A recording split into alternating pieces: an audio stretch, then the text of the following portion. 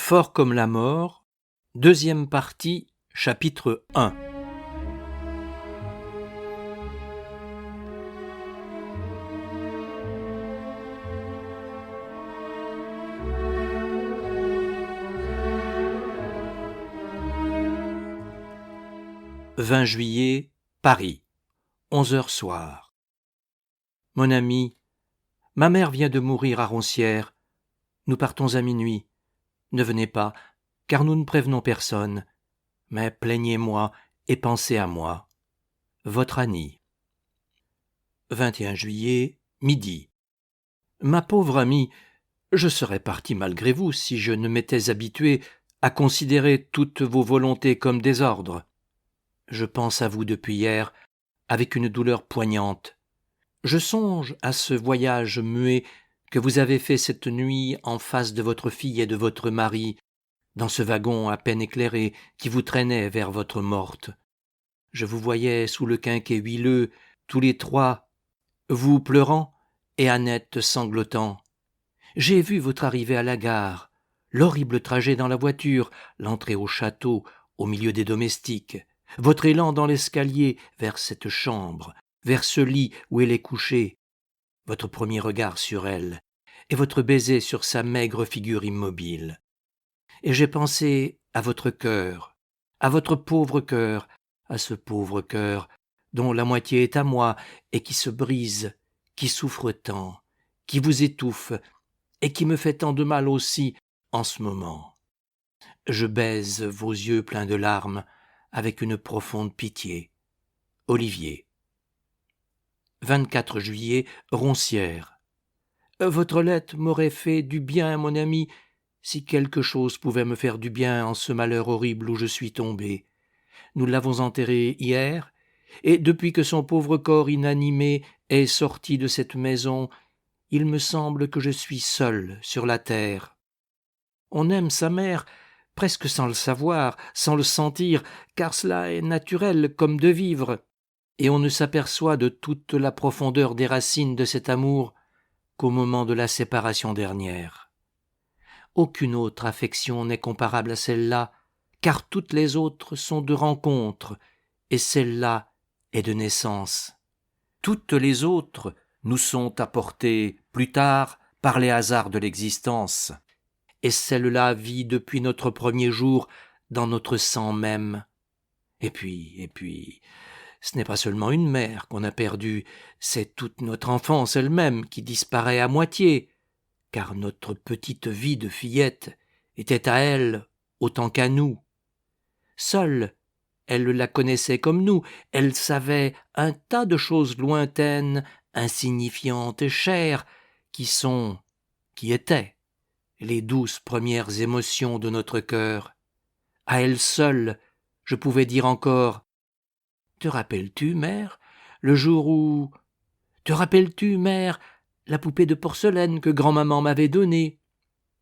Nous marmottions toutes les deux un long et doux chapelet de menus et de mièvres souvenirs que personne sur la terre ne sait plus, que moi. C'est donc une partie de moi qui est morte, la plus vieille, la meilleure. J'ai perdu le pauvre cœur où la petite fille que j'étais vivait encore tout entière. Maintenant, personne ne la connaît plus. Personne ne se rappelle la petite Anne, ses jupes courtes, ses rires et ses mines. Et un jour viendra, qui n'est peut-être pas bien loin, où je m'en irai à mon tour, laissant seule dans ce monde ma chère Annette, comme maman m'y laisse aujourd'hui. Que tout cela est triste, dur, cruel. On n'y songe jamais pourtant, on ne regarde pas autour de soi la mort prendre quelqu'un à tout instant, comme elle nous prendra bientôt. Si on la regardait, si on y songeait, si on n'était pas distrait, réjoui et aveuglé par tout ce qui se passe devant nous, on ne pourrait plus vivre, car la vue de ce massacre sans fin nous rendrait fous. Je suis si brisé, si désespéré, que je n'ai plus la force de rien faire. Jour et nuit, je pense à ma pauvre maman, clouée dans cette boue, enfouie sous cette terre, dans ce champ, sous la pluie, et dont la vieille figure que j'embrassais avec tant de bonheur n'est plus qu'une pourriture affreuse. Oh, quelle horreur, mon ami, quelle horreur! Quand j'ai perdu papa, je venais de me marier, et je n'ai pas senti toutes ces choses comme aujourd'hui. Oui, plaignez-moi, pensez à moi, écrivez-moi, j'ai tant besoin de vous à présent. Anne. Paris, 25 juillet. Ma pauvre amie, votre chagrin me fait une peine horrible, et je ne vois pas non plus la vie en rose. Depuis votre départ, je suis perdu, abandonné, sans attache et sans refuge. Tout me fatigue, m'ennuie et m'irrite. Je pense sans cesse à vous et à notre Annette. Je vous sens loin, toutes les deux, quand j'aurais tant besoin que vous fussiez près de moi. C'est extraordinaire, comme je vous sens loin, et comme vous me manquez. Jamais, même au jour où j'étais jeune, vous ne m'avez été tout comme en ce moment. J'ai pressenti depuis quelque temps cette crise qui doit être un coup de soleil de l'été de la Saint-Martin. Ce que j'éprouve est même si bizarre que je veux vous le raconter. Figurez-vous que, depuis votre absence, je ne peux plus me promener. Autrefois, et même pendant les mois derniers, j'aimais beaucoup m'en aller tout seul par les rues en flânant, distrait par les gens et les choses, goûtant la joie de voir et le plaisir de battre le pavé d'un pied joyeux. J'allais devant moi, sans savoir où, pour marcher, pour respirer, pour rêvasser. Maintenant, je ne peux plus. Dès que je descends dans la rue, une angoisse m'oppresse, une peur d'aveugle qui a lâché son chien. Je deviens inquiet, exactement comme un voyageur qui a perdu la trace d'un sentier dans un bois, et il faut que je rentre. Paris me semble vide, affreux, troublant. Je me demande, où vais-je aller? Je me réponds, nulle part, puisque je me promène. Eh bien, je ne peux pas, je ne peux plus me promener sans but. La seule pensée de marcher devant moi m'écrase de fatigue et m'accable d'ennui. Alors je vais traîner ma mélancolie au cercle. Et savez-vous pourquoi? Uniquement parce que vous n'êtes plus ici. J'en suis certain. Lorsque je vous sais à Paris, il n'y a plus de promenade inutile, puisqu'il est possible que je vous rencontre sur le premier trottoir venu. Je peux aller partout, parce que vous pouvez être partout. Si je ne vous aperçois point, je puis au moins trouver Annette, qui est une émanation de vous. Vous me mettez, l'une et l'autre, de l'espérance plein les rues, l'espérance de vous reconnaître, soit que vous veniez de loin vers moi, soit que je vous devine en vous suivant. Et alors, la ville me devient charmante, et les femmes dont la tournure ressemble à la vôtre agitent mon cœur de tout le mouvement des rues, entretiennent mon attente, occupent mes yeux, me donnent une sorte d'appétit de vous voir. Vous allez me trouver bien égoïste, ma pauvre amie, moi qui vous parle ainsi de ma solitude de vieux pigeon roucoulant, alors que vous pleurez des larmes douloureuses. Pardonnez-moi, je suis tant habitué à être gâté par vous que je crie « Au secours !» quand je ne vous ai plus. Je baise vos pieds pour que vous ayez pitié de moi. Olivier. Roncières, 30 juillet. Mon ami, merci pour votre lettre. J'ai tant besoin de savoir que vous m'aimez. Je viens de passer par des jours affreux. J'ai cru vraiment que la douleur allait me tuer à mon tour.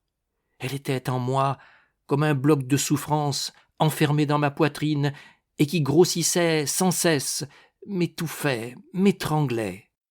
Le médecin, qu'on avait appelé, afin qu'il apaisât les crises de nerfs que j'avais 4 ou 5 fois par jour, m'a piqué avec de la morphine, ce qui m'a rendue presque folle, et les grandes chaleurs que nous traversons aggravaient mon état, me jetaient dans une surexcitation qui touchait au délire. Je suis un peu calmé depuis le gros orage de vendredi. Il faut vous dire que, depuis le jour de l'enterrement, je ne pleurais plus du tout, et voilà que, pendant l'ouragan, dont l'approche m'avait bouleversé, j'ai senti tout d'un coup que les larmes commençaient à me sortir des yeux, lentes, rares, petites, brûlantes. Oh, ces premières larmes, comme elles font mal! Elles me déchiraient comme si elles eussent été des griffes, et j'avais la gorge serrée à ne plus laisser passer mon souffle. Puis ces larmes devinrent plus rapides, plus grosses, plus tièdes. Elles s'échappaient de mes yeux comme d'une source, et il en venait tant, que mon mouchoir en fut trempé et qu'il fallut en prendre un autre. Et le gros bloc de chagrin semblait s'amollir, se fendre, couler par mes yeux. Depuis ce moment-là, je pleure du matin au soir, et cela me sauve. On finirait par devenir vraiment fou ou par mourir si on ne pouvait pas pleurer. Je suis bien seul aussi. Mon mari fait des tournées dans le pays, et j'ai tenu à ce qu'il emmena Annette afin de la distraire et de la consoler un peu. Ils s'en vont en voiture ou à cheval jusqu'à 8 ou 10 lieues de Roncières, et elle me revient rose de jeunesse, malgré sa tristesse, et les yeux tout brillants de vie, tout animés par l'air de la campagne et la course qu'elle a faite. Comme c'est beau d'avoir cet âge-là. Je pense que nous allons rester ici encore 15 jours ou 3 semaines. Puis, malgré le mois d'août, nous rentrerons à Paris, pour la raison que vous savez. Je vous envoie tout ce qui me reste de mon cœur. Annie. Paris, 4 août. Je n'y tiens plus, ma chère amie. Il faut que vous reveniez, car il va certainement m'arriver quelque chose. Je me demande si je ne suis pas malade, tant j'ai le dégoût de tout ce que je faisais depuis si longtemps, avec un certain plaisir ou avec une résignation indifférente. D'abord, il fait si chaud à Paris que chaque nuit représente un bain turc de 8 ou 9 heures. Je me lève, accablé par la fatigue de ce sommeil en étuve, et je me promène, pendant 1 heure ou 2, devant une toile blanche, avec l'intention d'y dessiner quelque chose. Mais je n'ai plus rien dans l'esprit, rien dans l'œil, rien dans la main. Je ne suis plus un peintre. Cet effort inutile vers le travail est exaspérant. Je fais venir des modèles, je les place, et comme ils me donnent des poses, des mouvements, des expressions que j'ai peintes à satiété, je les fais se rhabiller et je les flanque dehors. Vrai, je ne puis plus rien voir de neuf, et j'en souffre comme si je devenais aveugle. Qu'est-ce que cela? Fatigue de l'œil ou du cerveau, épuisement de la faculté artiste, ou courbature du nerf optique? Sait-on? Il me semble que j'ai fini de découvrir le coin d'inexploré qu'il m'a été donné de visiter. Je n'aperçois plus que ce que tout le monde connaît. Je fais ce que tous les mauvais peintres ont fait. Je n'ai plus qu'une vision et qu'une observation de cuistre. Autrefois, il n'y a pas encore longtemps, le nombre des motifs nouveaux me paraissait illimité, et j'avais, pour les exprimer, une telle variété de moyens que l'embarras du choix me rendait hésitant. Or, voilà que, tout à coup, le monde des sujets entrevus s'est dépeuplé. Mon investigation est devenue impuissante et stérile. Les gens qui passent n'ont plus de sens pour moi. Je ne trouve plus en chaque être humain ce caractère et cette saveur que j'aimais tant discerner et rendre apparents. Je crois cependant que je pourrais faire un très joli portrait de votre fille. Est-ce parce qu'elle vous ressemble si fort que je vous confonds dans ma pensée? Oui, peut-être. Donc, après m'être efforcé d'esquisser un homme ou une femme qui ne soit pas semblable à tous les modèles connus, je me décide à aller déjeuner quelque part, car je n'ai plus le courage de m'asseoir seul dans ma salle à manger. Le boulevard Malesherbes a l'air d'une avenue de forêt emprisonnée dans une ville morte. Toutes les maisons sentent le vide. Sur la chaussée, les arroseurs lancent des panaches de pluie blanche qui éclaboussent le pavé de bois d'où s'exhale une vapeur de goudron mouillé et d'écuries lavées. Et d'un bout à l'autre de la longue descente du parc Monceau à Saint-Augustin, on aperçoit 5 ou 6 formes noires passant sans importance, fournisseurs ou domestiques. L'ombre des platanes étale au pied des arbres, sur les trottoirs brûlants, une tache bizarre, qu'on dirait liquide, comme de l'eau répandue qui sèche. L'immobilité des feuilles dans les branches et de leurs silhouettes grises sur l'asphalte exprime la fatigue de la ville rôtie, sommeillant et transpirant à la façon d'un ouvrier endormi sur un banc sous le soleil. Oui, elle sue la gueuse, et elle pue affreusement par ses bouches d'égout, les soupiraux des caves et des cuisines, les ruisseaux où coule la crasse de ces rues. Alors, je pense à ces matinées d'été, dans votre verger plein de petites fleurs champêtres, qui donnent à l'air un goût de miel. Puis, j'entre, écœuré déjà, au restaurant, où mangent, avec des airs accablés, des hommes chauves et ventrus, aux gilets entr'ouverts, et dont le front moite reluit. Toutes ces nourritures ont chaud, le melon qui fond sous la glace, le pain mou, le filet flasque, le légume recuit, le fromage purulent, les fruits mûris à la devanture. Et je sors avec la nausée, et je retourne chez moi pour essayer de dormir un peu jusqu'à l'heure du dîner que je prends au cercle. J'y retrouve toujours Adelmans, Maldan, Roquediane, Landa et bien d'autres qui m'ennuient et me fatiguent autant que des orgues de barbarie. Chacun a son air ou ses airs que j'entends depuis 15 ans, et ils les jouent tous ensemble, chaque soir, dans ce cercle, qui est, paraît-il, un endroit où l'on va se distraire. On devrait bien me changer ma génération, dont j'ai les yeux, les oreilles et l'esprit rassasiés. Ceux-là font toujours des conquêtes, ils s'en vantent et s'entrefélicitent. Après avoir bâillé autant de fois qu'il y a 2 minutes, entre 8 heures et minuit, je rentre me coucher et je me déshabille en songeant qu'il faudra recommencer demain.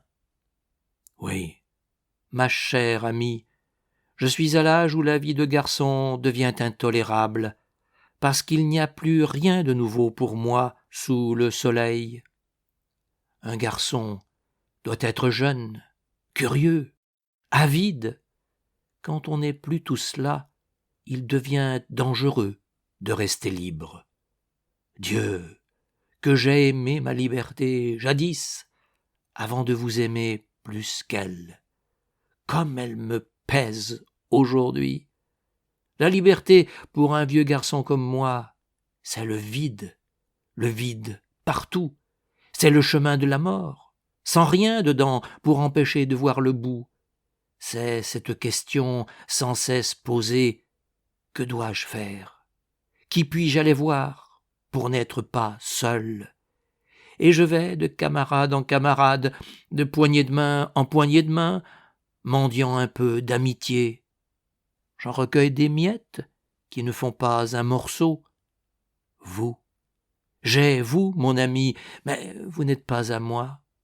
C'est même peut-être de vous que me vient l'angoisse dont je souffre, car c'est le désir de votre contact, de votre présence, du même toit sur nos têtes, des mêmes murs enfermant nos existences, du même intérêt serrant nos cœurs, le besoin de cette communauté d'espoir, de chagrin, de plaisir, de gaieté, de tristesse, et aussi de choses matérielles qui mettent en moi tant de soucis.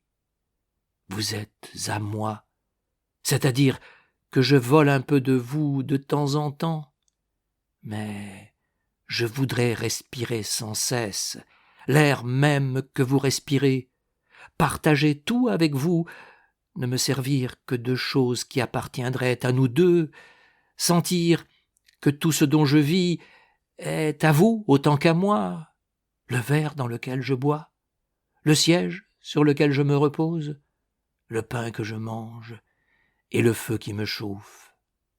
Adieu, revenez bien vite, j'ai trop de peine, loin de vous.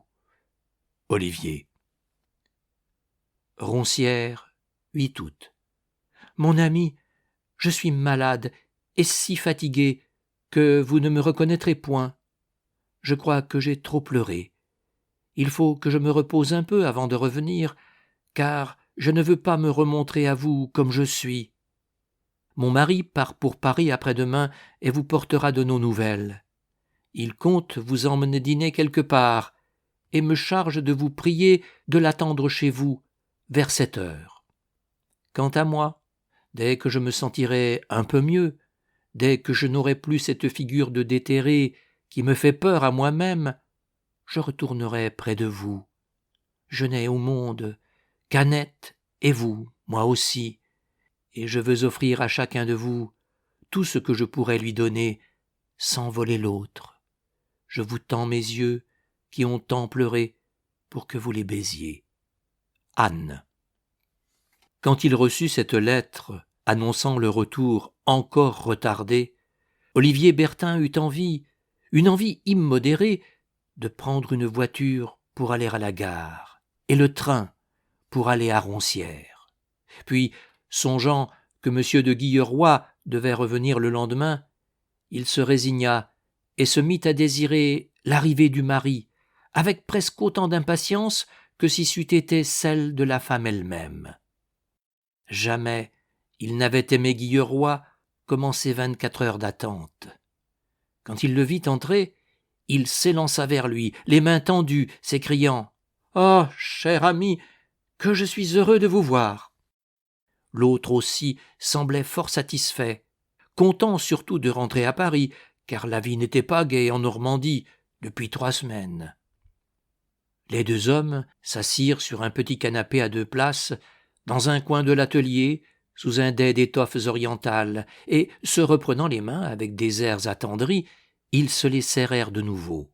« Et la comtesse ?»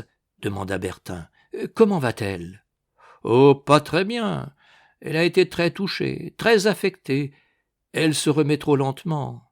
J'avoue même qu'elle m'inquiète un peu. »« Mais pourquoi ne revient-elle pas ?»« Je n'en sais rien. Il m'a été impossible de la décider à rentrer ici. » « Que fait-elle tout le jour ?»« Mon Dieu, elle pleure. Elle pense à sa mère. Ça n'est pas bon pour elle.